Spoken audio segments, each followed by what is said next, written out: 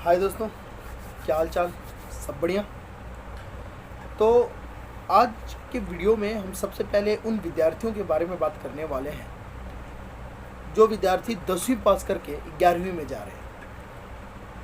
उनके सामने एक बहुत बड़ी समस्या है। वो हमेशा इस बात से चिंतित रहते हैं कि वे कौन से विषय को चुनें। वे साइंस पढ़ें, कॉमर्स पढ़ें, आर्ट्स पढ़ें, साइंस में नॉन मेडिकल पढ़ें या मेडिकल पढ़ें, क्या करें। कुछ विद्यार्थी तो अपने दोस्तों को लेकर के विषय चुन लेते हैं। वे उनको लगता है कि हाँ भाई, हमारा ये दोस्त है, ये साइंस ले रहा है तो मुझे भी साइंस लेना चाहिए, या हमारा ये दोस्त है, ये कॉमर्स ले रहा है या आर्ट्स ले रहा है तो हमें भी लेना चाहिए। कुछ विद्यार्थी अपने माँ बाप के दबाव में भी विषय चुनते हैं। उनके माँ बाप कहते हैं कि भाई, तुम्हारे जो फलाने चाचा हैं वो साइंस लेकर के ये काम कर लिए तो तुम भी साइंस ले लो या तुम मेडिकल लो। कुछ माँ बाप की ख्वाहिशें होती हैं कि हम डॉक्टर नहीं बन सके, हम अपने बच्चे को डॉक्टर बनाएंगे, इसलिए हमारा बच्चा भी साइंस ले या कॉमर्स ले, एनीथिंग। और सबसे एक बात जो मुझे बहुत दुखी करती है वो ये कि कुछ लोगों का नज़रिया आर्ट्स विषय के प्रति बहुत गलत है।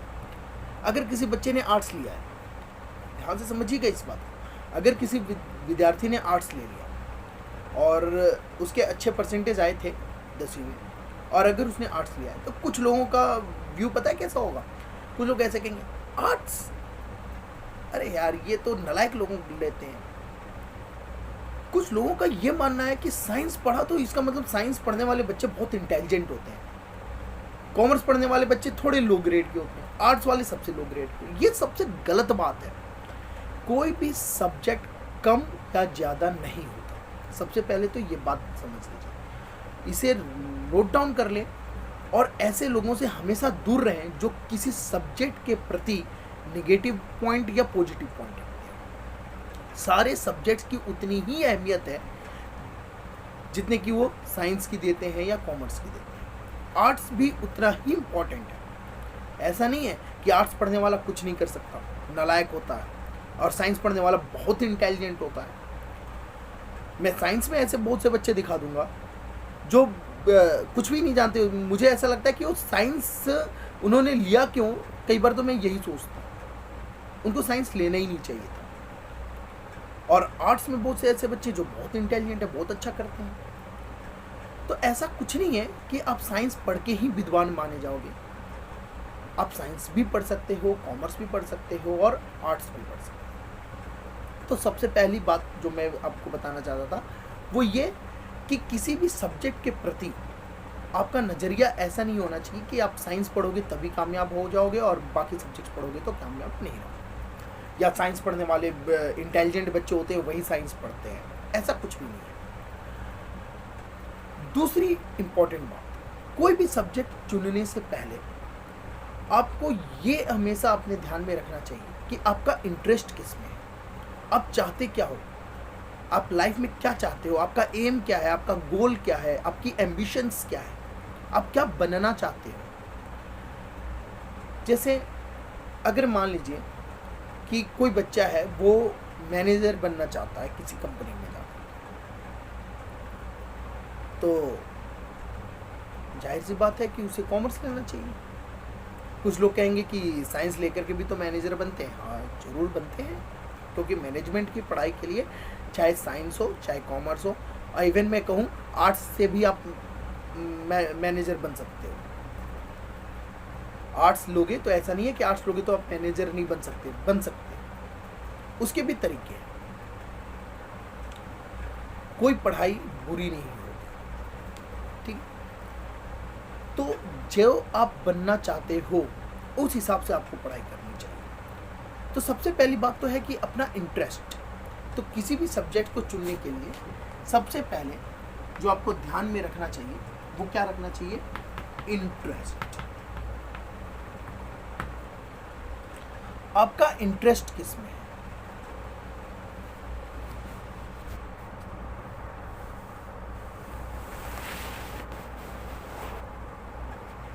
दिख रहा है सबको। तो सबसे पहले आपका ध्यान किस पे रहना चाहिए कि आपका इंटरेस्ट किस चीज़ पर, आप क्या लाइक करते हो। आपको साइंस समझ में आती है तो आपको साइंस लेनी चाहिए, आपको हिस्ट्री समझ में आती है, आपको सोशल साइंस समझ में आती है तो आप आर्ट्स ले सकते हो। हाँ, कॉमर्स एक ऐसा सब्जेक्ट है जो शायद आप पहली बार पढ़ोगे। उसमें भी इकोनॉमिक्स आप आर्ट्स में भी पढ़ सकते हो और कॉमर्स में भी पढ़ सकते हो। अगर किसी बच्चे ने आर्ट्स लिया और आर्ट्स के साथ इकोनॉमिक्स पढ़ना चाहता है तो पढ़ सकता है।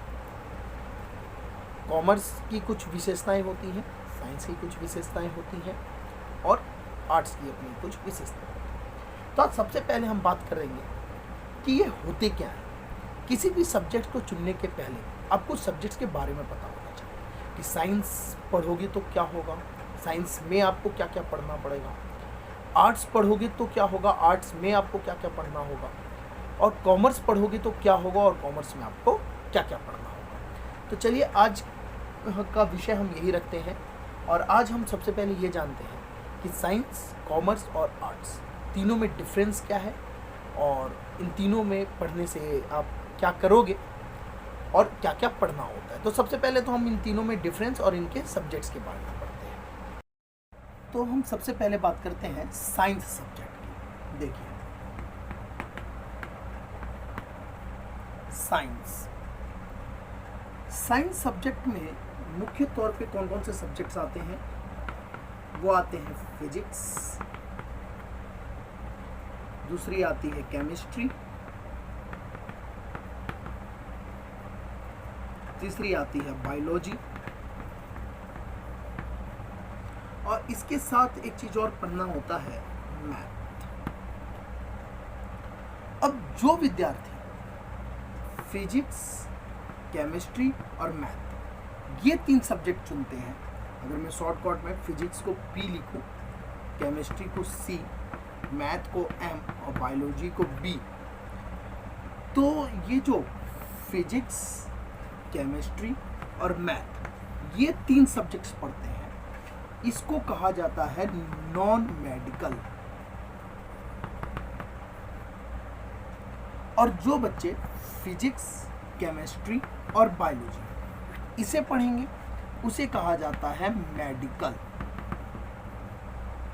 आपको इन दो में से कोई एक चुनना होता है, या तो आप फिजिक्स, केमिस्ट्री और मैथ्स पढ़ें या आप फिजिक्स, केमिस्ट्री और बायोलॉजी पढ़ें। कहने का अर्थ यह है कि दो सब्जेक्ट्स तो आपको दोनों ही कंडीशन में पढ़नी है, चाहे आप नॉन मेडिकल लें चाहे आप मेडिकल लें। आपको फिजिक्स और केमिस्ट्री नॉन मेडिकल में भी पढ़ना है और मेडिकल में भी पढ़ना है। तो दोनों में डिफरेंस क्या है?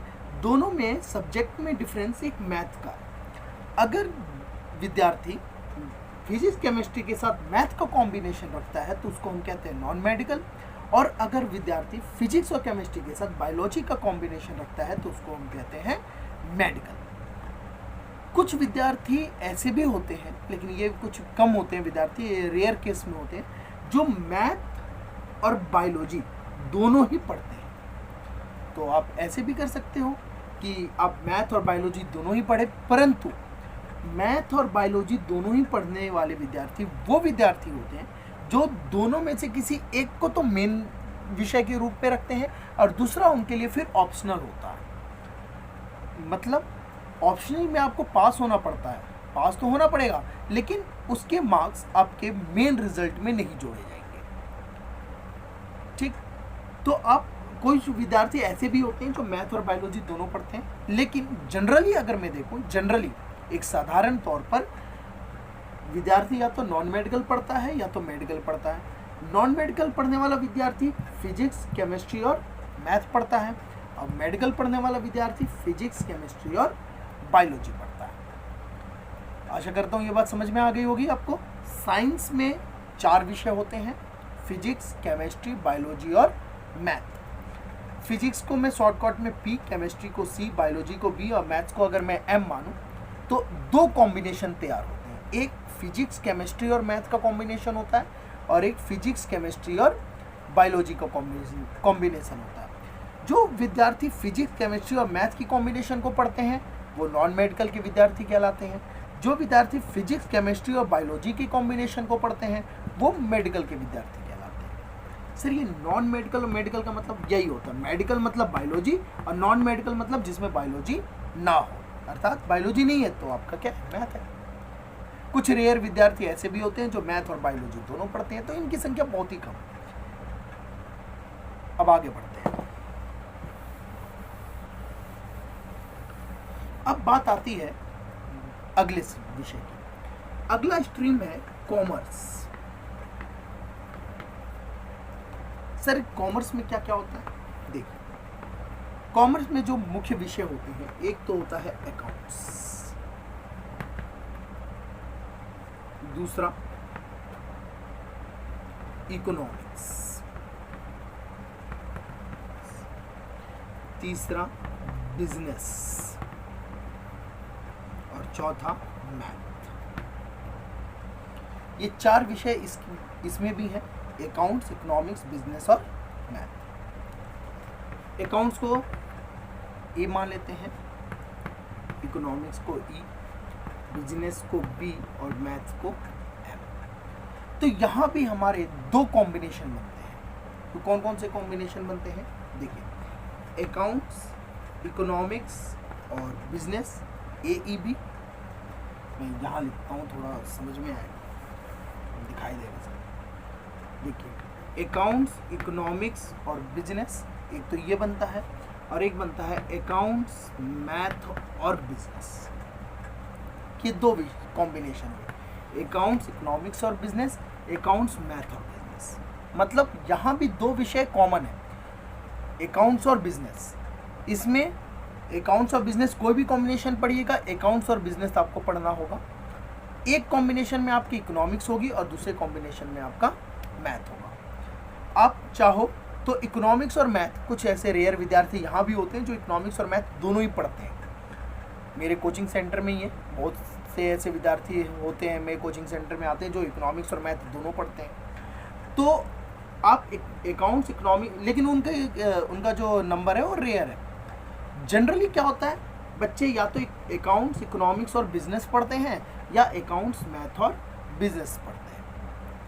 तो ये दो कॉम्बिनेशन होते हैं, इसमें ये सब्जेक्ट्स होते हैं, अकाउंट्स, इकोनॉमिक्स, बिजनेस और मैथ। तो मैथ जो है ऑप्शनल है, या तो मैथ चुनिए या इकोनॉमिक्स चुनिए,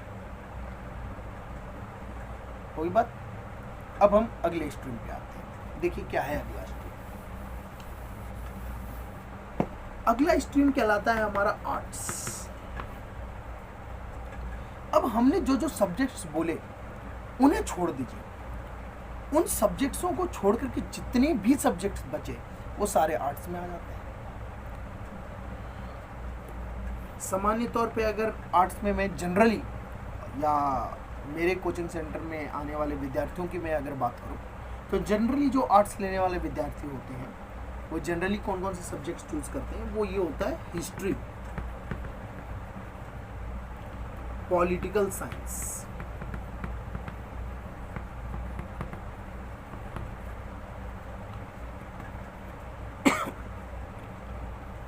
sociology, home science, fine art,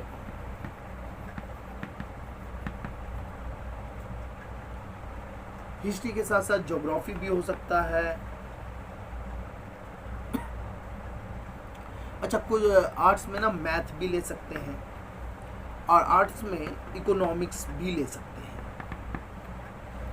इसके अलावा और भी कई सारे सब्जेक्ट्स होते हैं, विद्यार्थी ड्राइंग, उर्दू, कोई लिटरेचर्स होते हैं, तो ये सारे विषय ले सकते हैं आर्ट्स के अंदर। मैथ देखिए हम तीनों में पढ़ सकते हैं, चाहे आप साइंस पढ़ें, चाहे आप कॉमर्स पढ़ें, चाहे आप आर्ट्स पढ़ें, मैथ आप तीनों में पढ़ सकते हैं। इकोनॉमिक्स चाहे आप कॉमर्स पढ़ें या आर्ट्स पढ़ें, इकोनॉमिक्स आप दोनों में पढ़ सकते हैं। तो ये तो मैं तीनों स्ट्रीम के, साइंस, कॉमर्स और आर्ट्स, तीनों स्ट्रीम का एक ओवरव्यू दे दिया। अब मैं बात करता हूँ इन सब्जेक्ट्सों के बारे में। ठीक,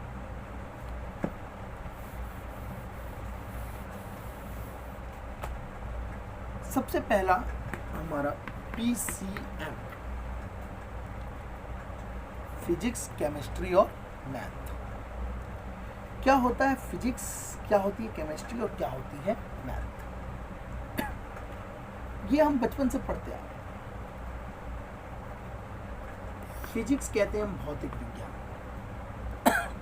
जैसे इस समय में आप लोग मुझे सुन रहे हो, साउंड, लाइट, ये जो वीडियो बन रही है, रोज आकाश में आप तारे देखते हो, ये सब फिजिक्स के अंदर आता है। केमिस्ट्री, किसी भी मैटर के बनना और मैटर्स जिस चीज़ से बने होते हैं उसके विषय में पढ़ना केमिस्ट्री कहलाता है। जैसे ये चौक है, अब ये चौक कैसे बना, क्या क्या है इसके अंदर, किस मात्रा में है इसमें, तो ये केमिस्ट्री के अंदर आता है। और मैथ तो इन दोनों का बैकबोन है। अगर हम फिजिक्स और केमिस्ट्री से मैथमेटिक्स को हटा दें तो फिजिक्स केमिस्ट्री कुछ बचेगी नहीं। तो मैथमेटिक्स तो जोड़ी है, और मैथ्स आप जानती हो, बचपन से पढ़ते आ रहे हो मैथ्स क्या होता है। दूसरा है PCB, मेडिकल, फिजिक्स, केमिस्ट्री और बायोलॉजी।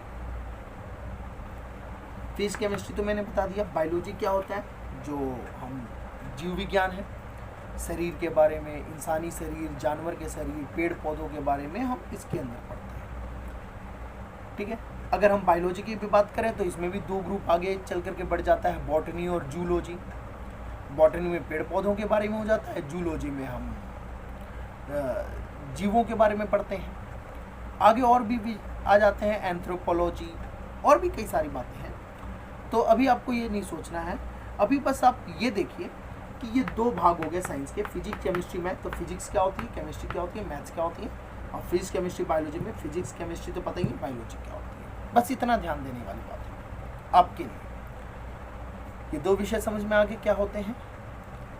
अब आते हैं हम कॉमर्स पर। ये इसमें कुछ आपके लिए नया है। नया क्या होता है कॉमर्स में, वो होता है अकाउंट्स। अब अकाउंट्स क्या है, कैसा है, पढ़ने से क्या होता है, ये एक समुद्र है। एक वीडियो में तो हम इसके बारे में बात नहीं कर सकते, इसको तो आपको पढ़ना पड़ेगा। इसको पढ़ने के लिए आपको कॉमर्स लेना पड़ेगा, ऐसे तो बातें हम कर नहीं सकते।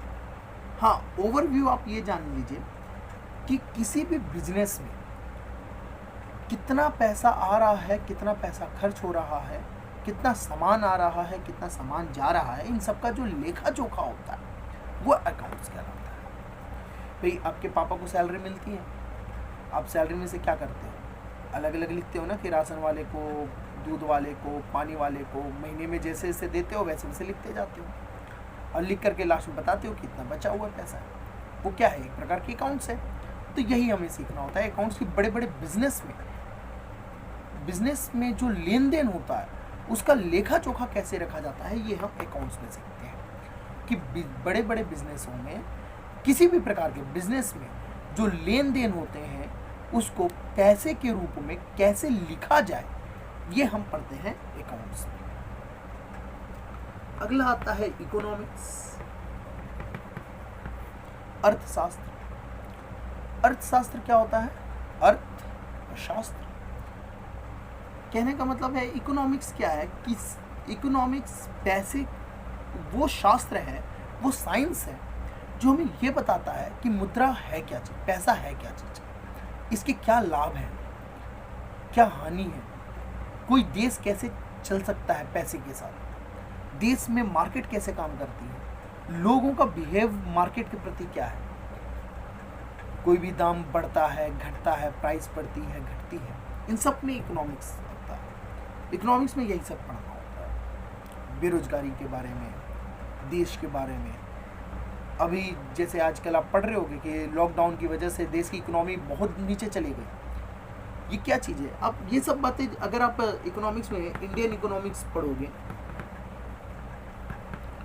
और मैक्रो इकोनॉमिक्स पढ़ोगे तो आप इसके बारे में अच्छे से जान पाओगे कि जो हम बात करते हैं जीडीपी, जीएनपी, एनएनपी, ये सब क्या चीज़ है।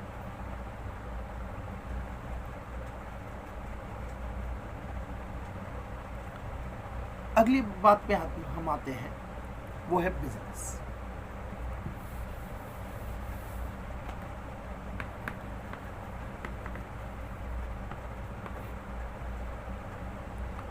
इसमें हम पढ़ते हैं मैनेजमेंट के बारे में। बिजनेस क्या होता है, बिजनेस कैसे चलाया जाता है, बिजनेस कितने प्रकार के हो सकते हैं, उसको मैनेज कैसे कर सकते हैं, लीडरशिप क्या होती है, इन सब के बारे में हम पढ़ते हैं बिजनेस में। और आर्ट्स में तो आप जानते हो हिस्ट्री है, ज्योग्राफी है, तो ये सब बचपन से पढ़ते आ रहे हैं। हिस्ट्री, ज्योग्राफी, पॉलिटिकल साइंस जिसमें आप राजनीति के बारे में समझते हो कि देश में किस प्रकार से कि कोई शासन कर सकता है, शासन का मतलब क्या होता है, इट इज़। तो आशा करता हूँ कि आप लोगों को सब्जेक्ट्स के बारे में समझ में आ गया हो। अब हम बात करते हैं कि क्या पढ़ने से क्या क्या पॉसिबिलिटीज़ है, आप क्या क्या बन सकते हैं। तो अब हम बात करेंगे कि क्या पढ़ने से क्या क्या हो सकता है। देखिए, कुछ एक स्ट्रीम तो ऐसी चीज़ें होती हैं जिसके लिए विशेष सब्जेक्ट्स नहीं पढ़ने होते हैं। जैसे अगर मान लीजिए आपको इंजीनियर बनना है,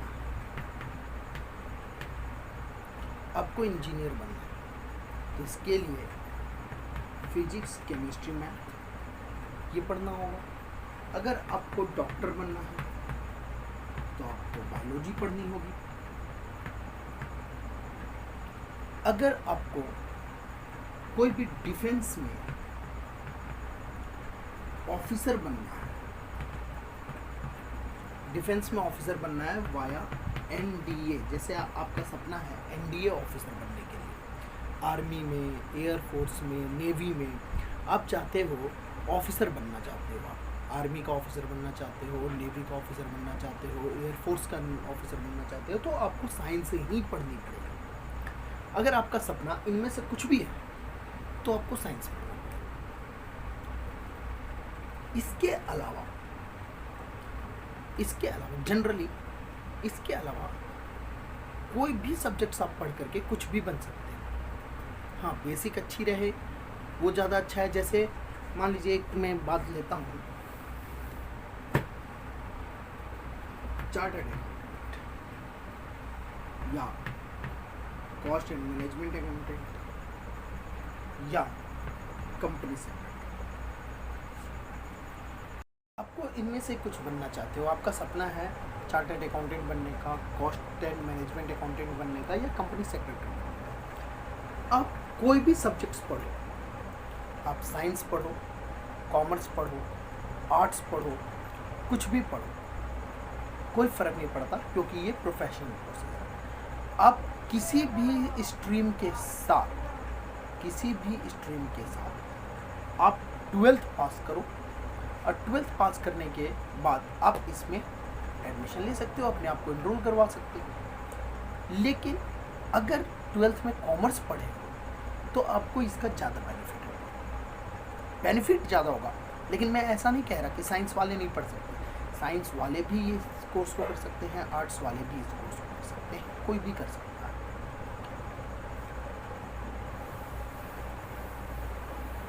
तो कहने का मतलब ये है कि अगर हम इंजीनियर,